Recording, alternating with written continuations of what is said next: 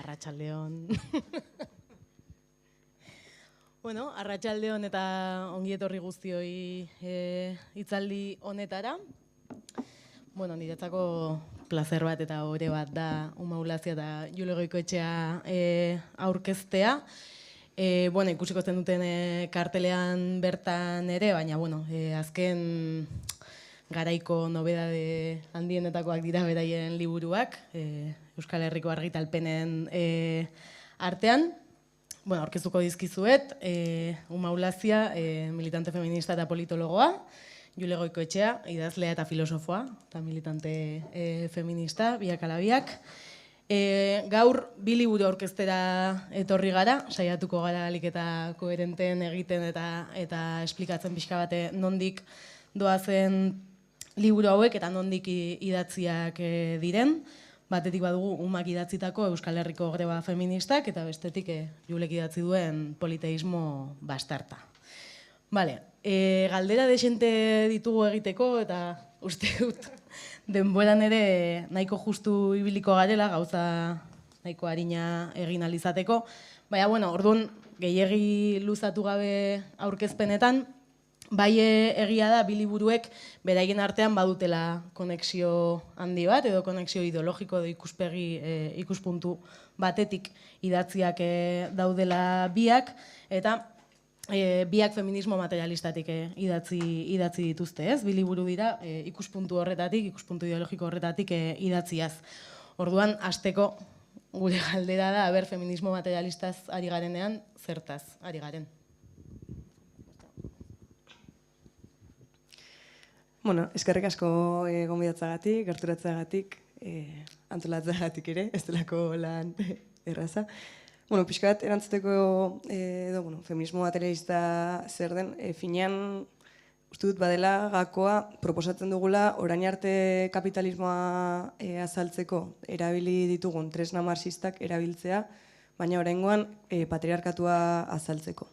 Orduan, egiten zaio kontra emakumeak eta gizonak jaio egiten direnaren ideiari, berez naturalki ezberdinak diren ideiari, eta esaten duguna bada, natura erabiltzen dutela inposaketarako. Lan ez ordaindua inposatzeko, autodefentsarako eta violentziarako gaitasuna ukatzeko, jakintzarako sarbidea ukatzeko. Orduan, egiten duguna bada materialismotik, natura ditzen zioten hori guztia, borroka eremu bihurtu, ze natura den hori, idealismotik edo ezin izango da aldatu, beraz, esaten duguna bada, natura politikoki egiten dugula gizakiok, eta sartu ezin ginen eremu horiek guztiak ez, aldatu ezin zirelako edo, borroka esparru bihurtzen dira, guztia aldatu daiteke, eta hain zuzen ere, hortzimuga edo bada, emakume eta gizonen desagerpena ez. Orduan, esaten duguna bada, emakumeak eta gizonak bereizten dituela ez dela natura, dela boterea, eta beraz, boterea denean sexuak bereizten dituena, ez dela posible berdintasunik sexuen artean. Orduan, emakumeak eta gizonak badirela klase sozialak.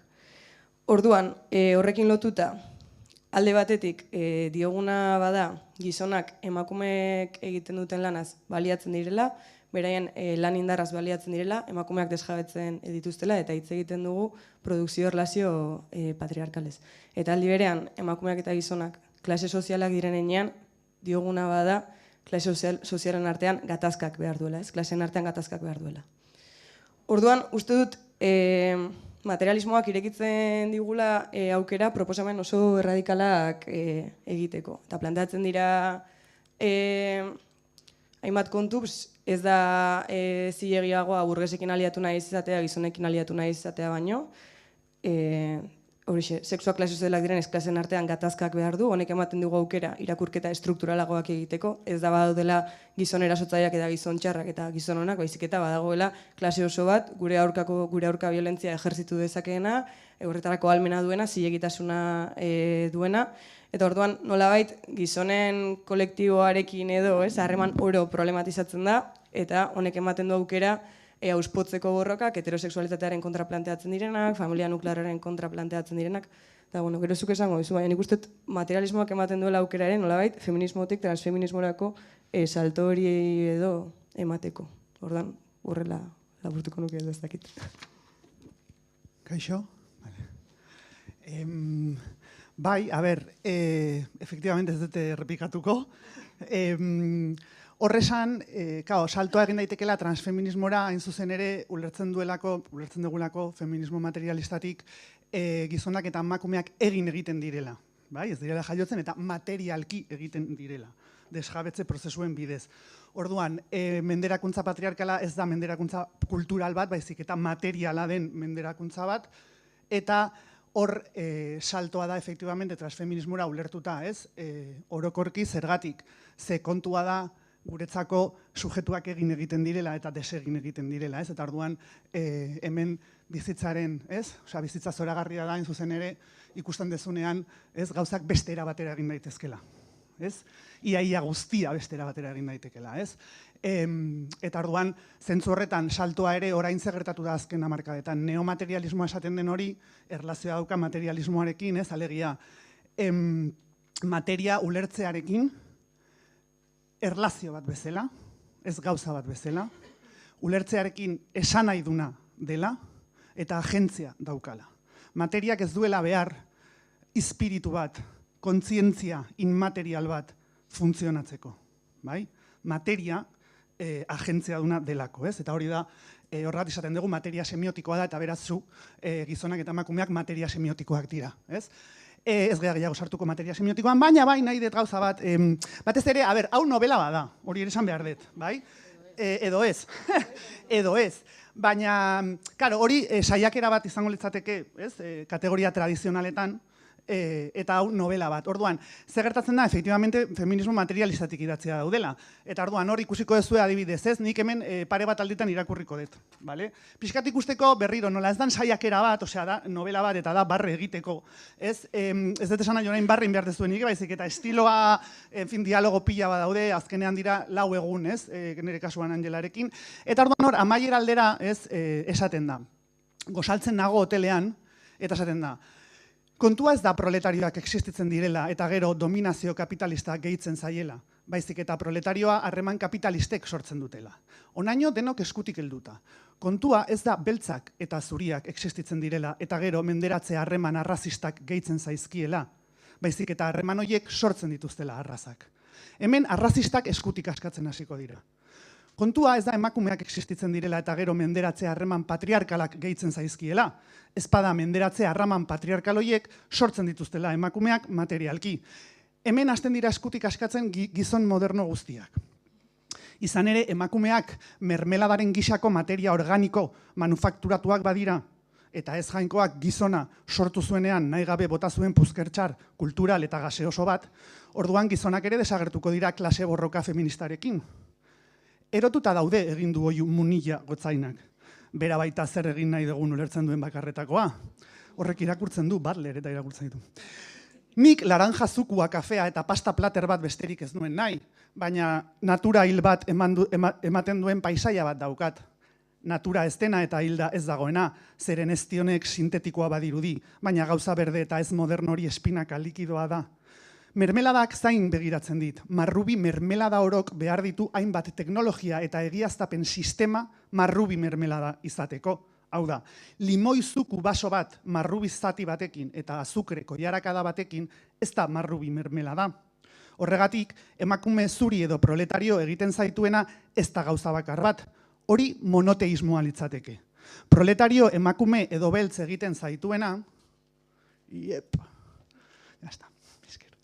menderatze harreman material egituratuak dira. Inbrikatuak, uztartuak, fusionatuak, simbiotikoki eta historikoki ostiaka sortuak.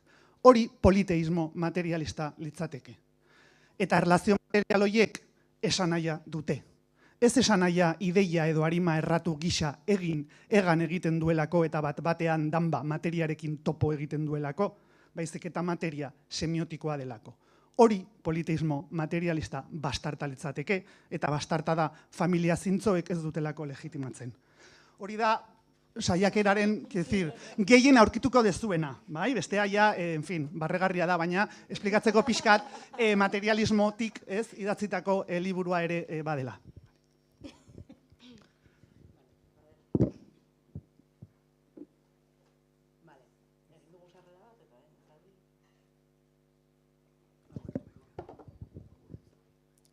Vale, gero.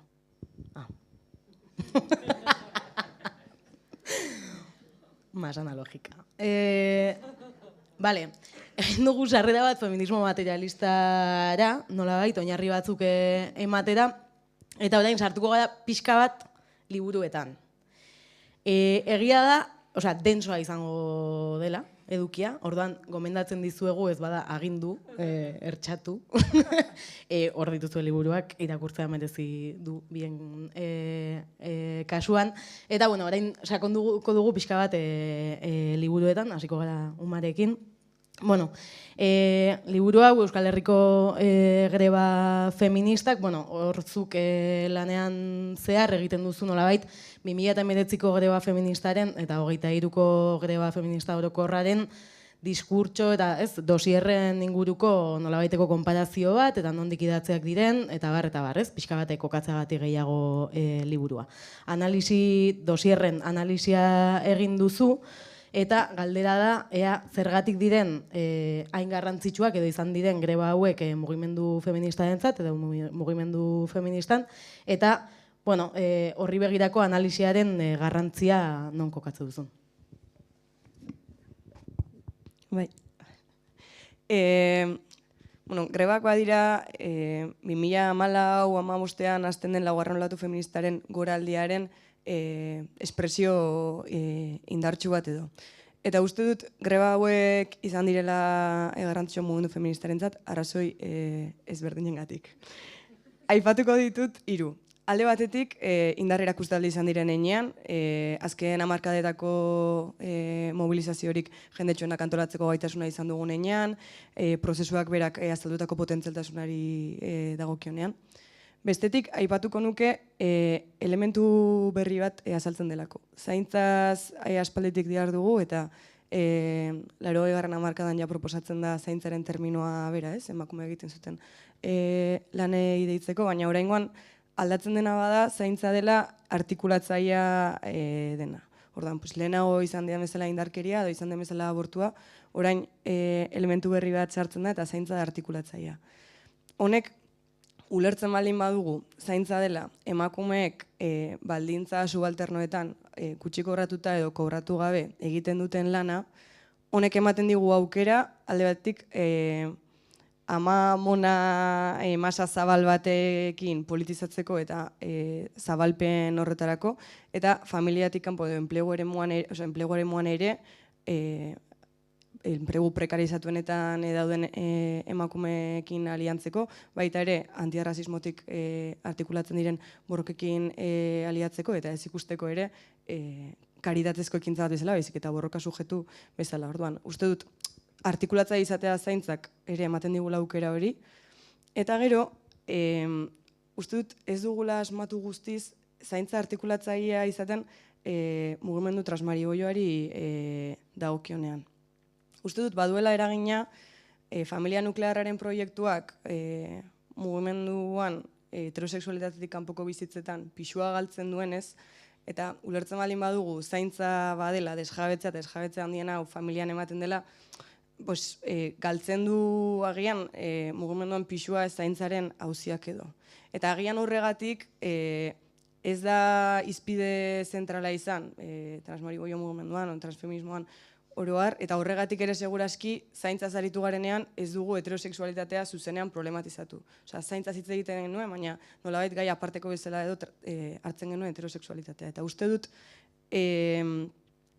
lehen esan dudan bezala ez, gaudela feminismotik transfeminismoerako salto batean edo materialismoa den edapen honekin edo, eta uste dut, asmatu behar dugula, honek duen potentzialtasun hau jakitun izan da, zaintzaren borrokan ere asmatzen, kanalizatzea ez, mugimendu transmariboiak, transfeminismoak duen potentzialtasun hau zaintzaren borrokan ere, eta izatea sujetu aktibo. Orduan, pixkat, uste dut, artikulatzea izateak ere badituela, bere alde onak eta igual problematikoagoak eta hortan asmatu behar dugula. Eta gero, hirugarrena bada, uste dut, aipatu beharreko elementua bada, feminismoak ematen duela saltoa borroka partikularra izatetik edo borroka orokorra izatera. Esaten dugula ez garela osotasunaren parte bat, ez gara sujetu partzial bat, guk ere greba feminista orokorrak egiten ditugu, gure grebak ere orokorrak dira, eta honekin lotuta, greba orokorra izatea, 2023an greba orokorra izatea, ez zuela egin gizonen parte hartzeak. Ez dugula behar gizonen parte hartzeak greba bat orokorra izateko. Greba orokorra egin zuela antolatzea Euskal Gehiengo Sindikalarekin, emakume zaintzaren muko emakumen elkarte eta sindikatuekin. Bestela, eta horrek teknikoki edo eskatu du gizonen parte hartza, baina uste dut, taktikoki eskatu du, uste dut garrantzitsua dela teknikoki presente izatea gu geu sujetu oso bat garela, eta naiz eta eraman gaituen estrategiak gizonen parte hartze hori bilatzea edo, ez dugula gizonen parte hartzen beharrik greba bat orokorra izan dadin gu geu jada bagarelako sujetu orokor bat, klase sozial oso bat osatzen dugulako. Orduan, eta horren espresio edo adierazle ere badela, grebaren biharamunean eskatzea mahai intersektorial bat, mugimendu feministak zuzenean negoziatzeko bizi baldintzak edo. Orduan, uste dut horregatik izan direla garrantzitsuak grebak, eta uste dut garrantzitsuak direla analisi hauek, jaso dezagun egiten ari garena, sekulako potentzial politikoa eta jakintza metatzen dugulako ere mugimenduan, eta hori guztia jaso dezagun eta erabili dezagun ere, bagabiltzalako ere erreakzio momentu batean. Orduan hori erabili dezagun eta baita ere tresnak izan ditzagun ere, inkluso sortzen ari garen hori fintzeko, sakontzeko. Orduan, uste dut horregatik. Eta bigarren galdera liburuan sakontzen jarraitzeko, edo, marko materialistan ere sakontzeko, egia da liburuan zehar marko materialista eta idealista, ez, nolabait talkan jartze dituzula edo konparatze dituzula, eta uste dut horrek analisidako ere elementu importanteak ematen dituela, eta bien arteko diferentzietan ere sakontzen duzu, ez? Uste dute zentzu hortan liburuak argi pila bat ematen digula, eta tresna potentea izan daitekela. Gure galdera da, mugimendu feminista edo bi greba hauetan zehar dosierrek ze argi emate dituzten edo non kokatze dituzun bi marko hauek dosier horien analisian. Lehenengo arituko naiz pixkat mugimendu feminista ze markotan ari den edo, orokorrean. Garrantzitsua da ulertzea idealismoa sozialki dagoela sustraituta eta inorrez dagoela idealismoaren eraginetik kanpo edo marko honetetik guztiz isolatzea ezinezkoa dela sozialki dagoelako sustraituta, egituratzen duelako sistema bera. Baina aldi berean bagaudela materialismoaren edapen batean. Eta materialismoaren edapen batean, bereziki sexu genero disenteon asamladatan, eta esango nuke baita ere gazteen artean. Eta gazteen artean ez dugu esango agian modu esplizituan sexuak klase sozialak direla, baina ikusten duguna bada, gizonekin kolektibo gisa oroar ez harremantzeko espazio ez mistuen aldarrikapenaren indartze bat, ikusten duguna gazten artean bada, esango nuke heterosexualitatearen haustura handiago bat, orduan, eta uste dut badagoela dutare horrekin, eta lehen egon gara justo komentatzen, gizon gazteen artean badagoela ematen erreakzio bat, ez? Eta esaten dugu gizon gazteak matxistagoak dira. Uste dut hori badela modu bat horrela esatea patriarkatua despolitizatzeko modu bat izan daitekeela. Gizonen gazteen erreakzioa ematen ari da, neska gazteak politizatzen ari garelako feminismotik erradikalizatzen dugulako borroka, eta orduan, erreakzio bat da gure boteretzearen eta beraiekiko botere disputa horren aurrean. Ez da gizon gazteak badirela gizon helduak baino txarragoak edo matxistagoak, baizik eta bada klase erreakzio bat. Eta uste dut modu horretan politizatzea garrantzitsua dela. Bestela, esan nahi duena bada despolitizazioa, eta esango nuke ere badela gazteen kriminalizazioa indartzeko modu bat. Orduan, pixko bat hori, eta gero, mugimendu feministari orokorrean edo dagokionean, nik aztertu ditut bi grebak, eta ni defenditzen dudana bada, 2019an gehiago egiten dela marko materialista erabiltzearen autua, eta 2023an egiten dela gehiago marko idealista erabiltzearen autua. Eta hori badagoela zuzenean, greba bakoitzari esleitzen genion helburuari lotuta.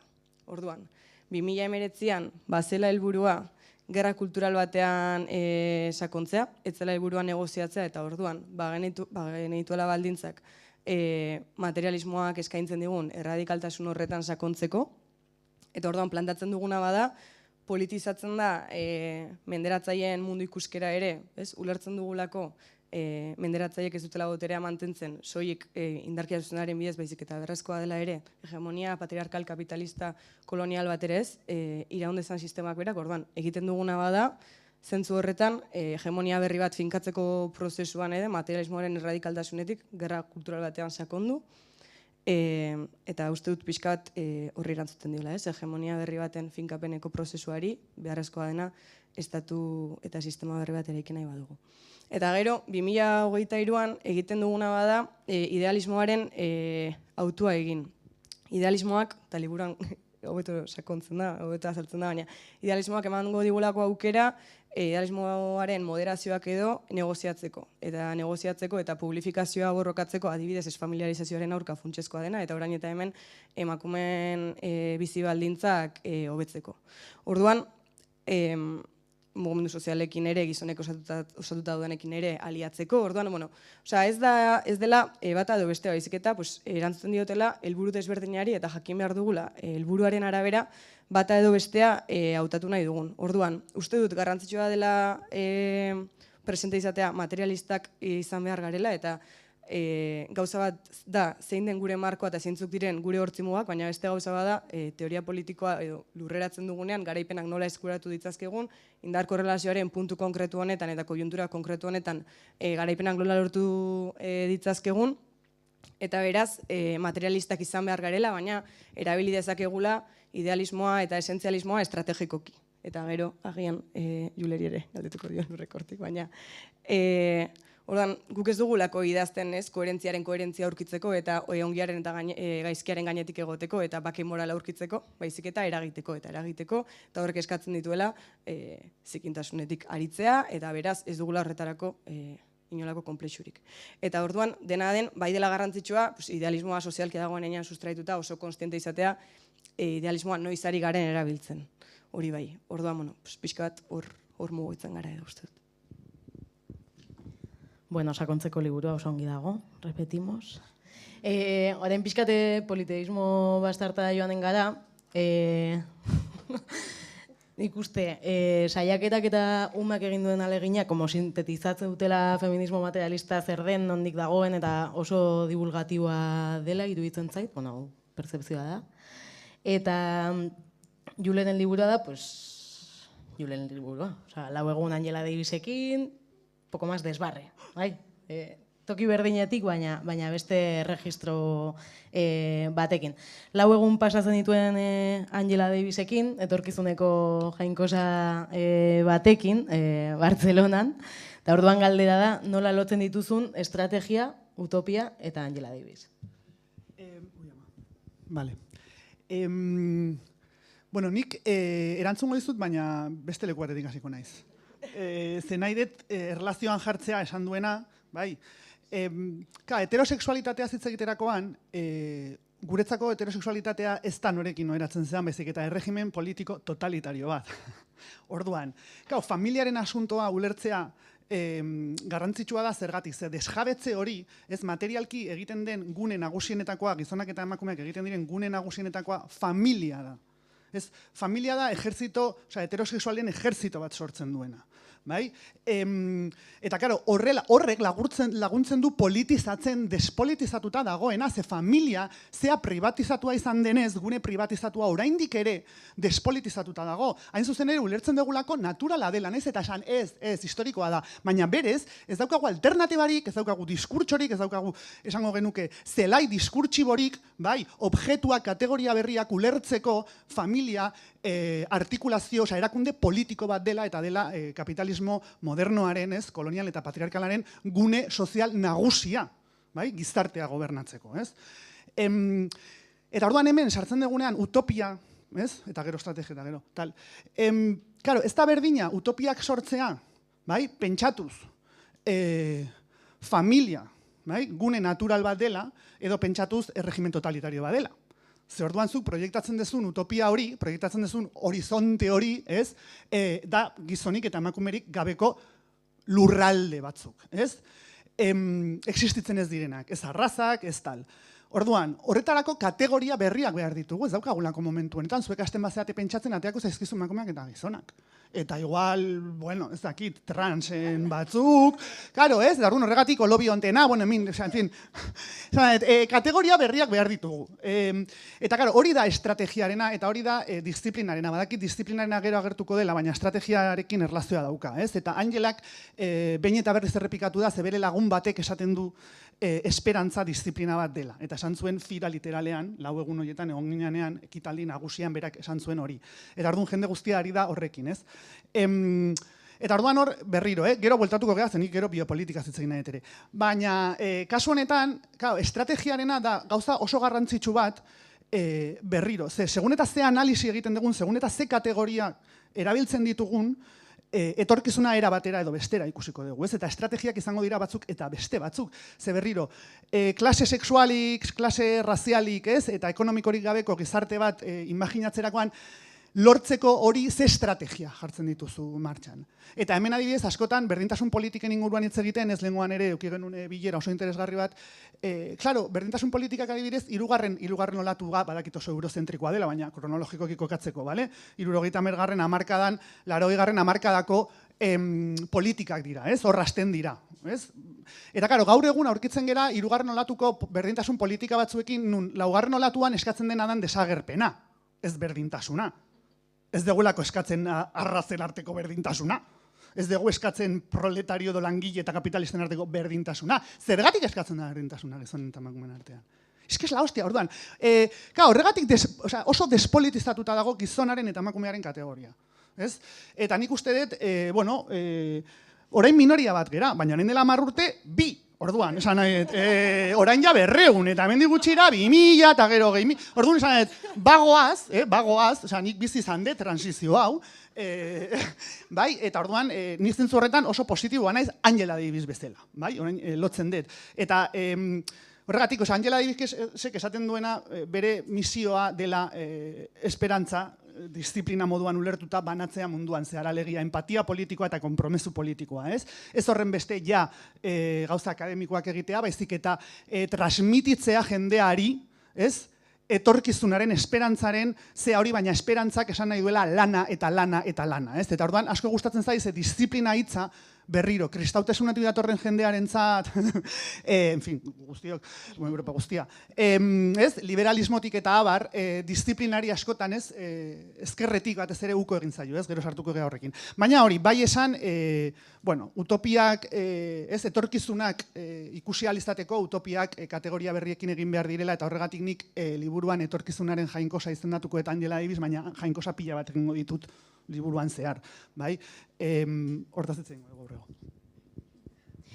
Bale, aldatuko dugu pixka bat gaiz, hau galdera beste mota batekoa delako, katalanak eta euskal, bueno, karo, Bartzelonan egon zen, Angela Davisekin, orduan katalan ezin gudatuta ere, katalanak eta euskaldunak agertzen zaizkigu liburuan, eta horra aipatzen duzu ez, bueno, politika, borroka, estrategia ulertzeko bi kultura politiko, bi tradizio, ez? Egunerokoa bera ulertzeko ere bi tradizio direla. Eta irakurriko dut pasarte txiki bat, bale? Gero galdera bat egiteko. Boi, elkarrizketa bat da, bale? Jule eta Angelaren artean. Bale, eta zuk esate duzu, han eskuinean konservadoreagoa gara, ezkerrean komunistagoak, ez dugu ia anarkistarik. Eta Angela galdetzen dizu, zergatik? Galdetzen du, jakin minez, Angelak. Ez dakit egia esan. Bai gauza kezkagarria, dio serio txantxetan.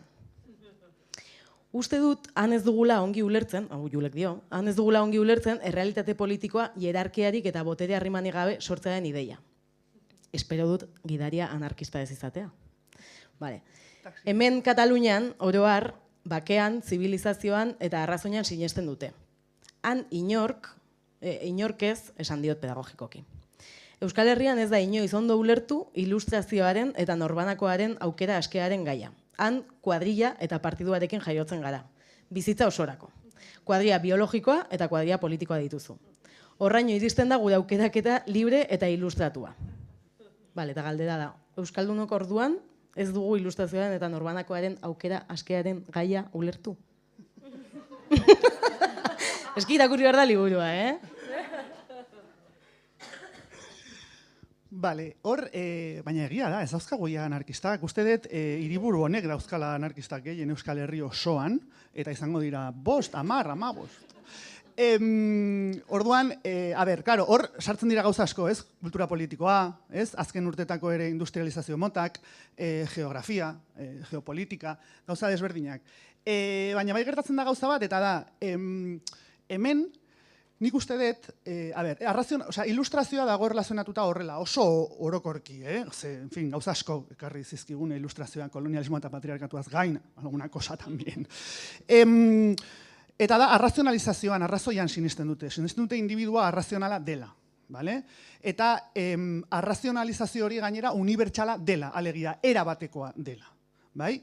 Claro, arrazoia daukazulako orduan zera gai, ilustrazioaren arabera, libreki, askeki aukeratzeko, bai? Arrazoiak, bai, ematen dizulako gaitasun hori. Ze gertatuko da, arrazoia bakarrik batzuek edukiko dutela, ez? Osea, amebek, behiak, emakumeek ez, baizik eta gizonek, gizon zuriek, ez? Hasiera batean, orduan, karo, hori dago alde batetikan, ze gertatzen da? Unibertsaltasunaren kontzeptu hori gero politikoki era desberdinetan mamitu zen, ez? Jakobinoen eskutik bere momentuan, gero Espainiaren, Napoleon, osea, esan etorri historian, politikoki esan nahi du estatuak sortzen direla, zentralizatzen direla eta lege unibertsal bakarra dutela konstituzioa dituko zaiena, bai? Eta orduan horren arabera denok, ez? Era berdinean, ez? Gobernatuak izango garela. Horren aurka, karo, estaturik gabeko nazio askotan, bai? Digo yo, porque estatuan, en fin. Claro, erreakzio bat egongo da, bai? Ilustrazio horri, ilustrazio jakobino horri, ez? Hemen alde batetik karlistak, forma asko hartuko du reakzio horrek, obviamente.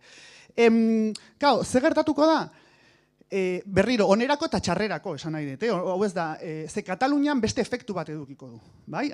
Kataluniak beste erlazio bat garatuko du, nun berriro, haientzako prozesua, eta batez ere azken 40 urtetako prozesua Franco hiltzen denetik oso desberdina izan da. Beraiek ez dute, eta berriro goazuk esan dezun horretara, ez dute violentzia zuzena politikoa bizi izan, ardatz horretan, eta orduan violentziarekiko eta beraz estatuarekiko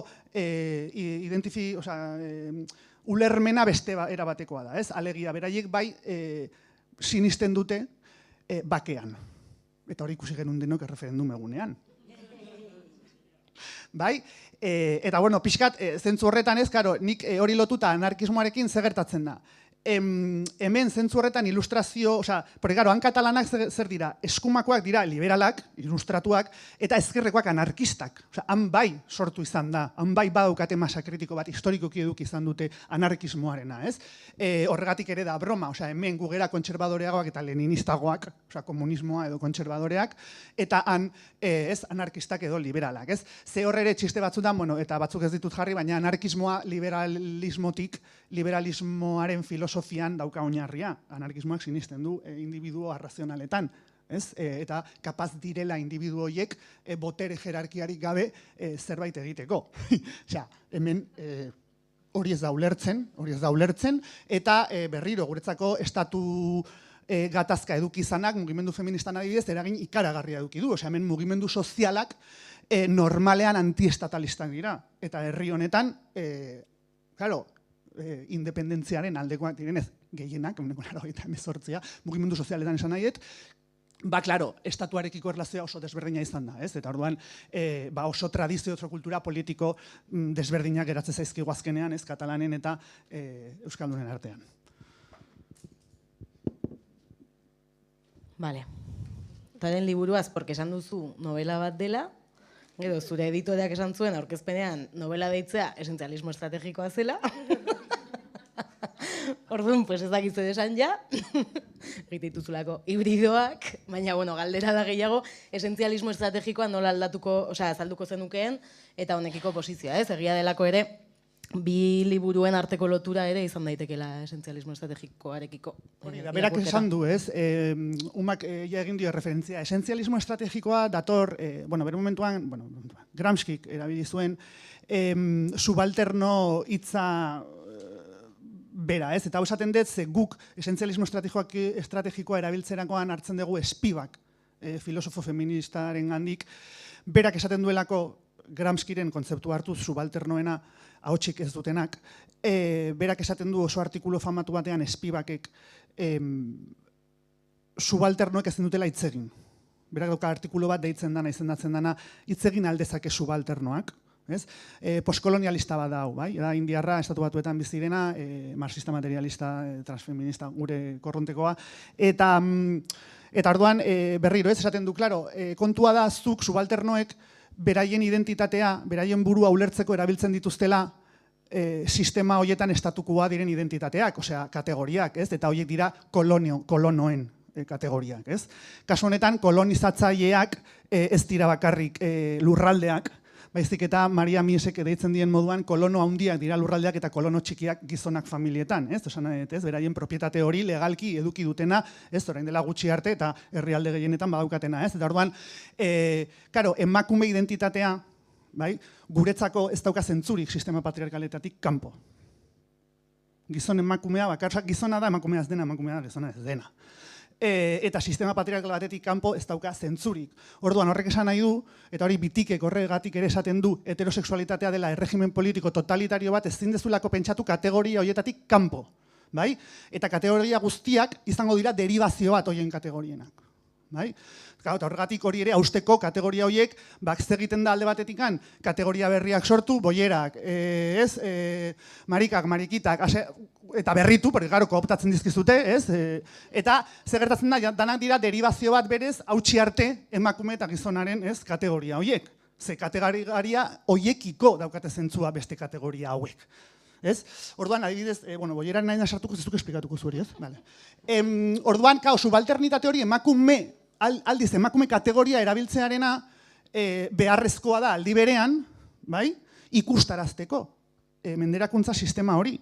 Eta zuk identifikatzeko beste subalterno horiekin sistema horren kontra egiteko. Eta orduan hori da esentzialismo estrategikoa. Erabiltzea identitate bat zuk badakizuna eraikia dela, hain zuzen ere desegiteko.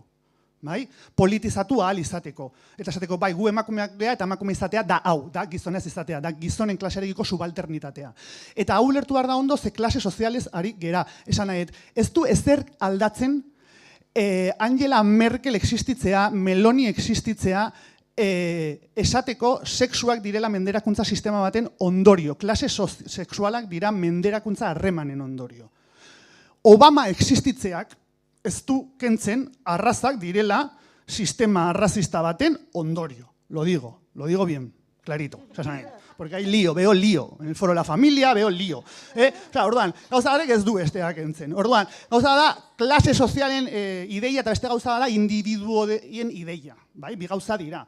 No, pero Pepito es tal, no, pero este ayuda en casa. Bueno, en fin, a ver. Bai, ulertu dezagun klase sozialana zekendu digute gizonak eta emakumeak pentsatzerakoan. Daukagu, absolutamente ez. Eta orduan esentzialismo estrategikoa hori da. Bueno, ongi goaz denboraz. Lehen esan diate moztu ez dut egin behar izan, eta denboran ongi. Sorpresa. Bueno, ari gara, nik uste, bi liburuek badute sakontasun eta teorizazio oso importante bat, eta gu saiatuko gara, orain esaldi labur batzuk hartzen, bakoitzaren liburuetatik, gai zehatz batzuetan sakontzeko. Segura eski askoz gehiago beharko genituzke, baina, hasiko gara. Zugandik hasita, Jule? Bale? Bale. Esaldi labur bat, eta horrekin nahi duzuna egin, 5 minutuz. Nahi duzun doinuan, neurrian 5 minutu. Bale? Antipunitibismoa, esparru filosofiko zehatz batetik ulertzen den, zeinaren arabera, zeinaren arabera indarkeria oro, zigor oro eta ertxapen oro gaitzesten diren berez txarrak direla argudiatuz. Poko konteksto, orain... Bale, hau da, hor, larun batean euki genuen bueno, punitibismoarena eta antipunitibismoarena dago toki guztietan, Espainian eta Katalunian batez ere. Porque hemen, un poco, nos pilla un poco, bueno.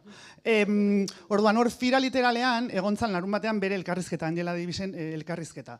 Eta nire nintzen elkarrizketatzailetako bat. Eta orduan, galdera bat egin nion honi buruz, ez? Eta hori sartzen nuen. Zergatik, zabaltzen ari delako korronte bat, bueno, hor dagoena beti egonda, gizartea, kosmobizio idealista, ez, eta moderno batetik gatoz. Badirudi, esatea, violentzia oro txarra dela. Hori da pentsamendu monoteista bat, azteko, bai? Ze moral unibertsal batean oinarritzen da. Dana esatea hau txarra da, beti hau ona da, beti. Ez. No funciona así. La realidad no funciona así. Bat, bi, violentzia mota asko daude. Bai? Violentzia zuzena izan daiteke bat, violentzia simbolikoa da beste bat. Da, hain zuzen ere, orain gizonak ez berriro armatzen ari dira, ez? Zergatik, ze violentzia simbolikoak ja ez die funtzionatzen. Porque neska gazte eta zarrik ere horrela egiten dute. Eta orduan, klaro, hor ja erabili behar dezu violentzia zuzena. Eta orduan, violentzia mota desberdinak daude. Eta hiru, pentsatzea, zuk sujetuak egin ditzazkezula. Bai? Sujetu autonomoak egin ditzazkezula. Eta gizarteak sortu. Violentziarik gabe, hori bakarrik señorito pijoek pentsatu dezakete. Eta gero inposatu, klaro, beste guztiek hori pentsatzeko, obviamente. Zergatik, domestikazio prozesua alegia ugaztun bat, sujetu autonomo bat bilakatzeko, domestikazio prozesu bat egon behar du, eta domestikazioa da dominazio mota bat. Bere violentzia mota guztiekin gainera. Ze guztiak dauzka domestikazio prozesuak. Orduan, domestikazio prozesu horiek ugaztunak autonomo, sujetu autonomo bilakatu dituzten horiek hitz egin beharko dute, bai? Ez dutenak inoiz ahotsik eduki, eta esplikatu, hain zuzen ere, esplikatu beharko dugu, ez? Batzuk besteen laguntzaz, sujetu askeak, sujetu berdinak, ez? Gaitasun berdinekin sortzeak, violentzia desberdinak behar dituela. Berriro, bestela, pentsamendu ilustratura, bueltatzen gera, kolonial eta oso misoginoa, eta oso kristaua. Bai? Ze kristautasunaren normetako bat beti izan da botereari ez, boterea txarra, ez? Edo beste masaia jarri, ez? Bereziki emakumei, obviamente, ez? Desjabetu zaigulako, bueno, hori dalako emakume izatea, ez? No saber pelearte y dar hostias, como debe ser, tartean, ez? Eta orduan, claro, horregatik iruditzen zait oso arriskutsuan, nik hor lehengoan, bueno, hor galderan esaten nuen, ez? Uste dut hiltzeko, ez zigortzeko eta indarkeria ez erabiltzeko mandamendua indarkeria hutsa dela, batez ere diskurtso hori, zuzeneko indarkeria erabili gabe bizirik iraun dezaketen gorputzek adierazten baitute. Zeharkako indarkeria egitura normalizatu oso bat dutelako beren posizio privilegiatuari eusten diona. Ez? Eta orduan, iruditzen zait, horregatik izan gizon pijoen ideologia badela, gero beste hoi inposatuta, eta beraz kontu zibili behar dela, zeguk gizarteak sortzeko violentzia desberdinak behar ditugu. Eta guk bizitza honak edukitzeko momentu honetan eta beti ze botere erlazioak beti egongo dira, violentzia desberdinak beharko ditugu. Ze subalternoek ez daukate privilegio hori, bai, violentzia simbolikoarekin ibiltzearena, ez baldin badituzu egiturak, botere egiturak, eta beraz, esatea violentzia oro txarra dela, beti azkenean kalte egiten die subalternoei. Ez? Beti. Karo, ze gertatzen da? Kontua da, porque askotan esaten da, ez? Eske beste diskurtso horrek violentziarenak oso arriskutsuak dira, ze botereak erabiltzen dut, ardun gero eta violentoagoa da. Barkatu, hori ez da horrela. Guk esaten duguna da, violentziaren inguruko hausnarketa bat behar dela, violentzia desberdina daudela, klasifikazio oso bat behar dela, ondo ikusteko zenolako violentziak erabiliko ditugun guk geuk ere gizartea gobernatzeko. Ze oso gutxitan jartzen gea, pentsamendu horretan, nola gobernatuko dugun, nola sortuko ditugun gizarte berriak, nola eraldatuko ditugun, ez? Etxetik hasita bada ere, ez? Eta orduan, violentziarenak kentzen baldin badigute, berriro, kentzen ditugute realitatearen zati haundi bat, dala boterearen zati hori, ez? Eta botereri gabe ez dago bizitzarik, eta boterea beti existituko da. Horregatik ere, anarkismoaren oinarri asko ere, ez? Liberalismoarekin bat egiten dute eta kristautasunarekin, eta horregatik zentzu horretan guk boterearen alde gaude, eta gaude violentzia konfrontatzearen alde, analisiak egitearen alde, klasifikazioak eta berriro erabitzearen alde autodefentsarako, bai? Eta hain zuzen ere kolektibo subalterno hoien ongizatea, egoera hobetzeko. Saltamos, beste gai batera. Uma? Vale. Aldatuko dugu, Banoa. Hala, boiera subjektua analizidako leku estrategikoa izan daiteke. Heterosexualitatean ez kokatzeak kanpo perspektiba bat emango digulako.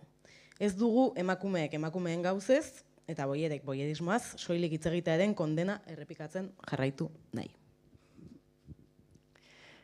Bueno, ja Julek esan du, guretzako heterosexualitatea badela sistema, nola esan duzu? Erregimen totalitario bat. Eta hori eukita oinarrian, hori nola ikusten dugu. Osa, uste dut, badela funtsezko ulertzea, heterosexualitatea ez dela soilik, eta beti diogu gizonekin foiatzea edo gizonekiko desira sexuala. Baizik eta badela, edozein gizonekin, eta izan daiteke bikotea, baina izan daiteke aita, edo izan daiteke laguna, edo izan daiteke pixukidea, edo izan daiteke ekiz, mendeko gisa harremantzea. Orduan, bikotean gertatuko da, ordaindu gabe lan gehiago egingo dugula, desjabetuko gaituztela, eta modu horretan emango da heterosexualitatea, modu horretan emango delako menderakuntza harreman hori, baina heterosexualitatea ere bada, gizonekin harremantzean, mendeko gisa harremantzea, eta beraz, gure hitza zalantzan jartzea, beraien hitzari balioa ematea, beraien hitzari sobre balioa ematea, ez dakit, etengabeko ardura hori izatea. Orduan, bada nolabait, bizitza antolatzea gizonen arabera. Eta ez du hainbeste inporta zure parekoa den zure bikotea, edo, esan bezala, aita, anaia, laguna, edo. Orduan, esaten duguna bada, heterosexuala izan, baina ni heterosexuala naiz edo ez naiz, gehiago dela, harremantzeko modu bat. Ni modu heterosexualean harremantzen naiz edo ez naiz harremantzen. Orduan, zentzu horretan, harremantzeko modu hori denean, mendeko gisa harremantzeko modua denean, diogu heterosexualitatea dela interklasismoa. Badela, emakume zapalkuntza mantentzeko balio duen kolaborazionismoa. Orduan, ondorioz, auzi politiko guztien inguruan behar dugu heterosexualitatetik kanpoko perspektiba. Behar dugu harreman kolaborazionista horretatik kanpoko perspektiba. Behar dugu gutxienean, porque, claro, feminismoan izan beharko litzateke zentrala, ez, harreman horretatik kanpoko perspektiba hori, ez, beste toki batean kokatzen gaituelako, eta horregatik diot. Eta gero ikusten dugu proposamen oso heterosexualak, oso erreformistak, iraultzaile izatearen izenean, eta ikusten dugu de repente, espazioz mistoak despolitizatzea, ikusten dugu, de repente, autodefentsaren ordez bapatean guztiaren aurretik pedagogia, eta ikusten dugu, inkluso, ez, feminismoaren seinalamendu bat, feminismoaren banalizazio bat, inkluso ematea sostengu teorikoa, sostengu organizatibo bat, feminismoaren aurkako diskurtsoei, iraultzailetasunaren izenean, eta finean badirela diskurtso heterosexualak, beraz erreformistak, eta inkluso erreakzionarioak kontestu konkretu honetan. Orduan, uste dut hori presente izan behar dugula, eta behar ditugula heterosexualitatetik kanpoko, kolaborazionasmo horretatik kanpoko diskurtsoak alde guztietan.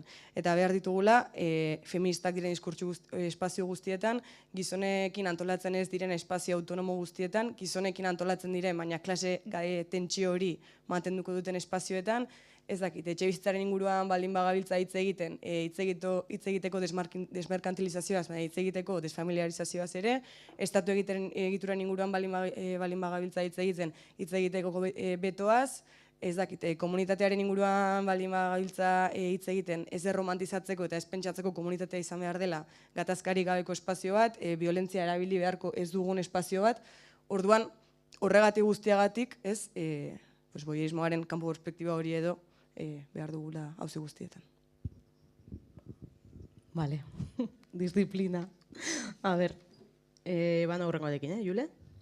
Bueno, Jule dago Barcelona, no sé qué, ditzen dute telebistatik, ez? Bueno, eta Julek dio, bai, dena primeran joan da, ekitaldia bikaina. Gaua oso divertigarria. Itxaropena esan zuen, bai, eta disiplina ere bai. Berriro diot, disiplina.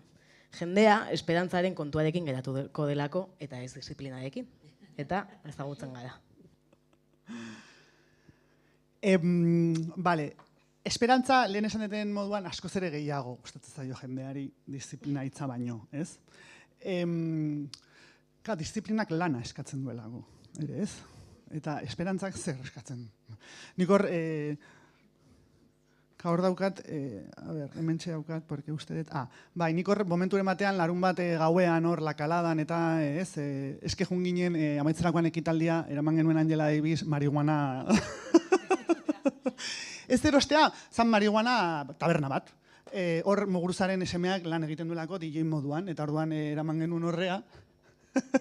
Eta hor tartean nik esaten dut, ez? Izan ere, hor pentsatzen ari naiz, hor dialogo asko dago, baina orain pentsatzen ari naiz eta esaten dut, izan ere ez zara zilegi jaiotzen egiten zaituzte, etxipenez, puztuz, eta badakizue nola deitzen dieten itxaropenez beterik dauden etxituei, emakume honak. Horregatik izan behar du borrokak disiplinatua, itxaropena etxipen bihurrez dadin, hori da Davisen nere interpretazioa. Bizinaiak ezartzen digun disiplinari esker irauten dugu bizirik hemen, eta bizitzea erreproduzitzearen guztiz kontrakoa da. Horixe da egia bakarra, baina egia interpretatu ezin dena izan beharko litzateke, interpretatuz gero, orduan ez baitago egia absoluturik, eta hilerik gabeko hankabikoen mundu hilgarrian dena interpretagarria denez ez dago egiarik, ondo disiplinatutako kontakizunak baizik eta txorradak. Ondo disiplinatako kontakizunei zientzia, umorea eta artea esaten zaie, eta kontakizun sakabanatu lerden eta aldakorrei txorradak. Badira bizitza osoan txorradan instalatuta bizi direnak, baina bat-batean, ostira arratsalde batean egia nahi dute, eta ez dute aurkitzen. Ez dutelako disiplinarik, ez dute disiplinarik nahi, maite dituen norbait nahi dute.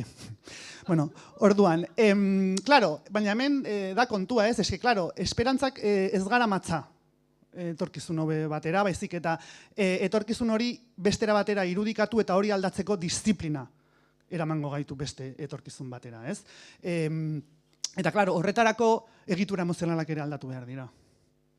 Ez bakarrik egitura ekonomikoak, eta hau beti esaten dugu, egitura emozionalak ere. Eta egitura emozionalak aldatzen dira biopolitika eta disiplinaren bidez. Ez dago besterik, ez dago besterik. Eta biopolitika zer da? Biopolitika dira adibidez txertoak.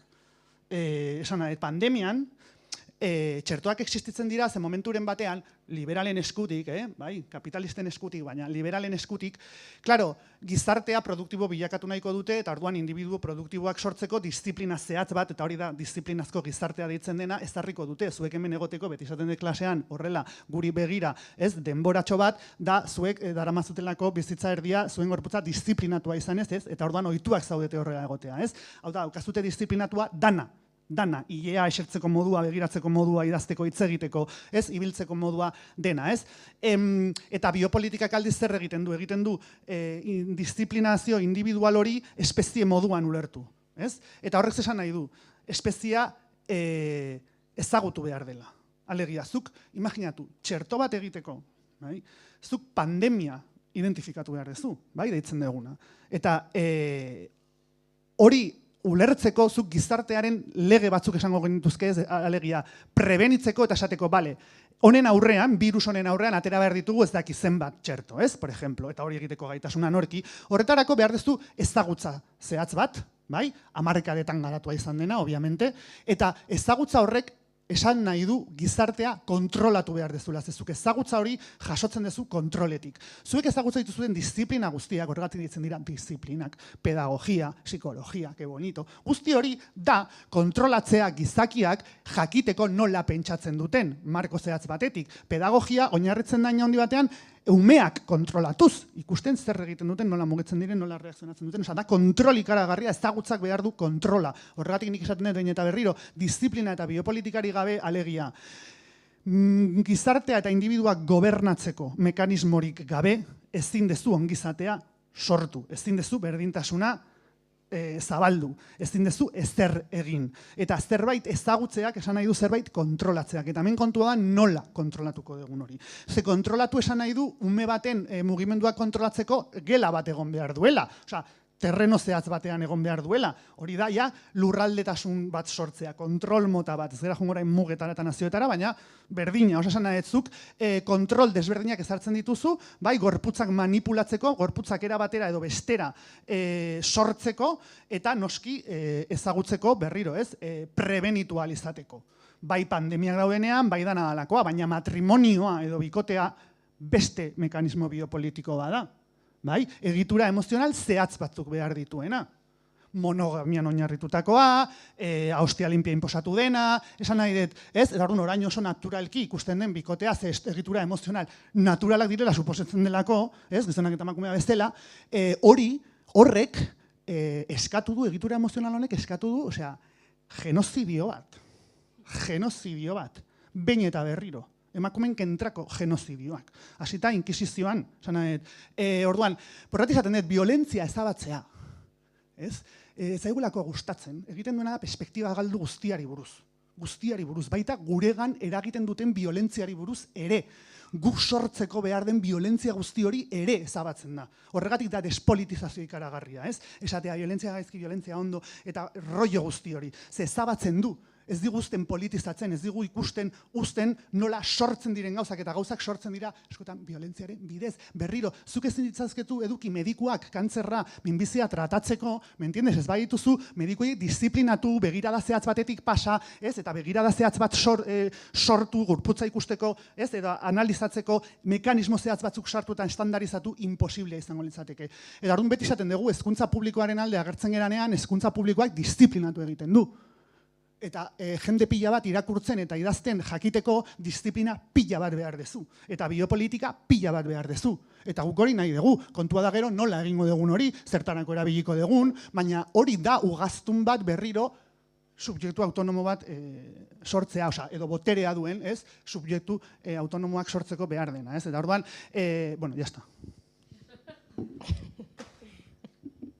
Bale, azken esaldiarekin goaz, Uma? Zaintzaren inguruan. Zaintzaren bi adiera nagusia aztertu ditut. Batetik, emakumeek baldintza subalternoetan egiten duten lanaren ulerkeran sakondu dut. Bestetik, eskubide izatearen definizioa ere landu dut. Bada, hirugarren adiera bat ere. Zaintza, ardura kolektibo eta askotan afektibo, naiz kapitalismoaren aurkako logika gisa. Polisemia arriskutsua dela begibistakoa da.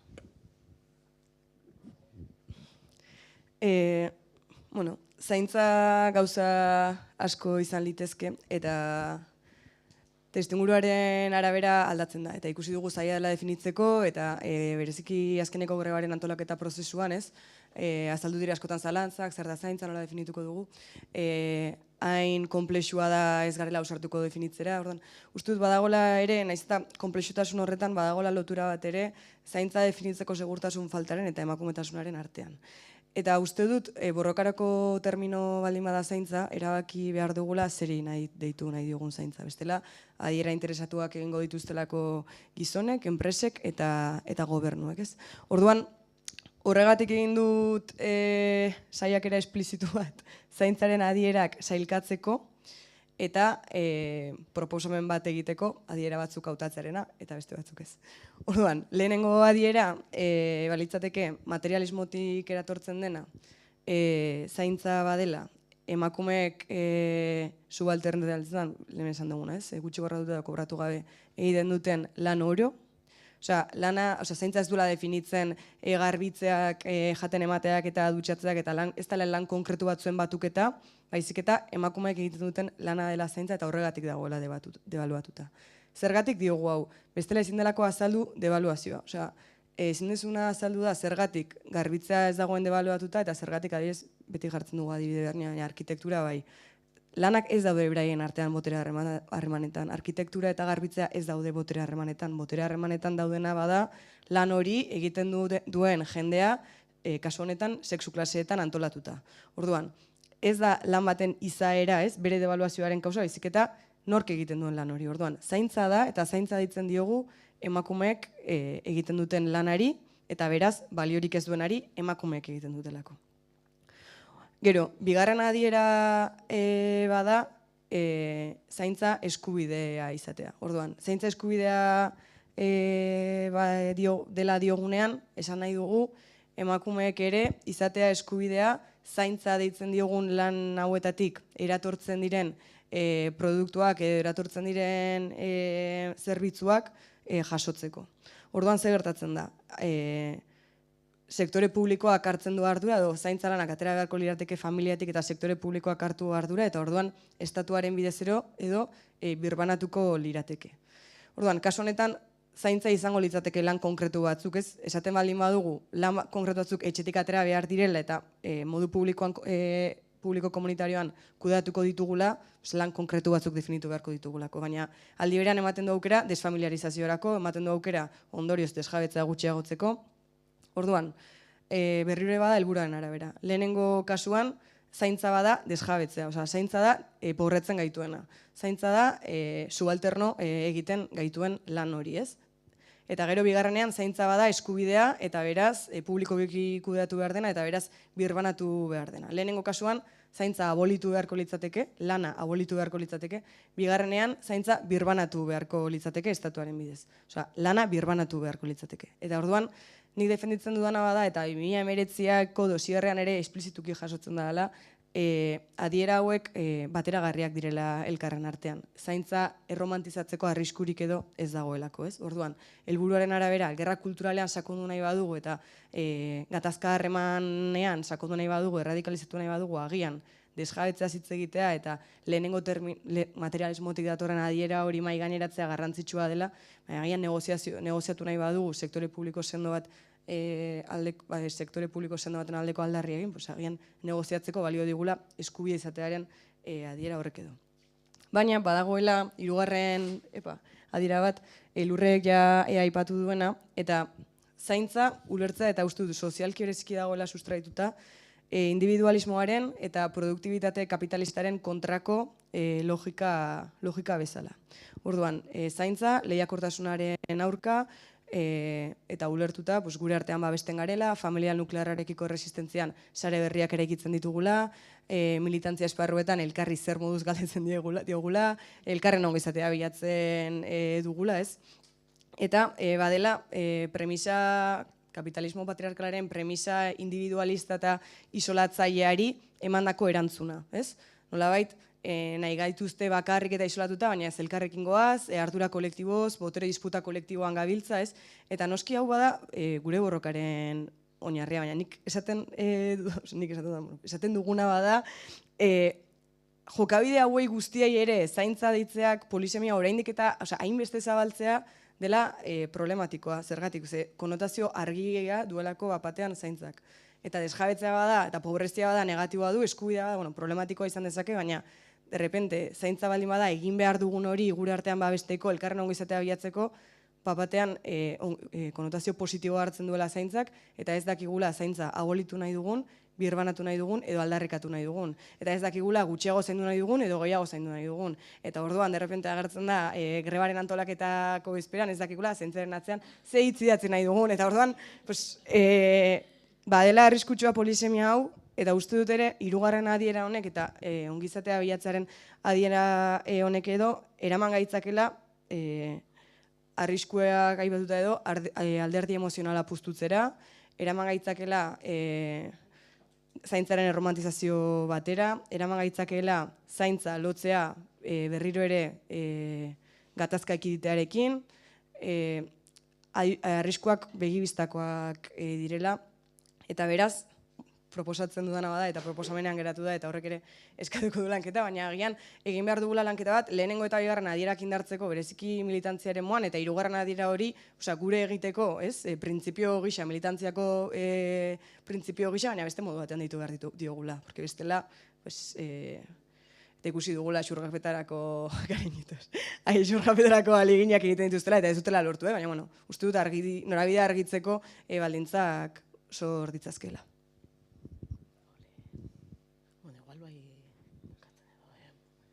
Erabaki dugu pixka bat moztea hemen, porque ya behar dugu... Nik igual gauza batzuk esateko, ato Juleri esan dion eta gaur Rumari, uste dut feminismo materialistak ematen dituela tresna oso interesgarriak mundua ulertzeko. Orduan, nos habéis jodido la vida, pixka bat. Zentzu batean, ez, kasi, gero zailtasun handiak ditugulako lagun berriak egiteko, ja, gaur egun, ez? Eta orduan, iruditzen zait, hor, bota dituzuen adiera batzuk oso garrantzitsuak direla, eta igual zuk orain esan dituzunekin, iruditzen zaidala justo, orain ditugun, edo feminista bezala ditugun erronken artean ere, badagoela, Bueno, ez dakit komplementatzen diren edo ez, baina zaintzaz ari garenean edo ez, batzutan bukatzen dugula emakumeok esleitu zaizkigun gauzei balioa eman nahi izaten, eta beraz, emakumeago izaten, eta kasi ez, tendentzia berri batzuk de, ez dakit, orain gehiago zaindu nahi izatera pasatzen gara, ez? Ez dakit nola esan, ez? Balioan jartzen dugu zaintza, porque guri esleitu zaigu, edo gure lidergoak ez dute autoritatea erabiltzen, ez dugu botererik nahi, eta beraz, beti izango dira kolektiboak eta bastante naifak, eta ez dute erabiliko araurik, ez, kasi. Osea, bukatzen dugu, como emakumeagoak izan nahi izaten, ez dakite nola esan, ez? Eta iruditzen zait, igual ez delako atea eta disziplinarenarekin ere, zukuma uste dut behin baino gehiagotan aipatzen duzula, eta zuk ere, zakite saldiren batean irakurri dugun, ertxapena, ez, como koakzioak edo arauak jartzeak nola ebitatu dezakeen indarkeria bat guregana etortzea, eta arau horiek behar ditugula guk ere aurrera egin alizateko, eta ez du bestela besteen borondatearen gain uzten dugulako, eta borondateak batzutan ez duelako gehiegi funtzionatzen. Eta bukatu nahi nuen, esperantzarenarekin, disiplina, no seke, emakume Abertzaleon topaketetan bota zenolako zuk triste egotea ongi dagoela eta analisi pesimistak ere egiten alditugula munduaz, eta baina triste egon behar dugula para un ratito. Eta hori ere, ez, pixka bat estrategikoki gauzak irakurtzeko eta analisirako lasaitasun pixka bat ematen duela, después de habernos jodido la vida. Ez dakit zerbait gehiago duzuen esateko. Irakurri liburuak. Bueno, ez dakit galderarik duzuen zuek, orain da tartea, bestela pote bat hartuko dugu, porque densoa da asuntoa.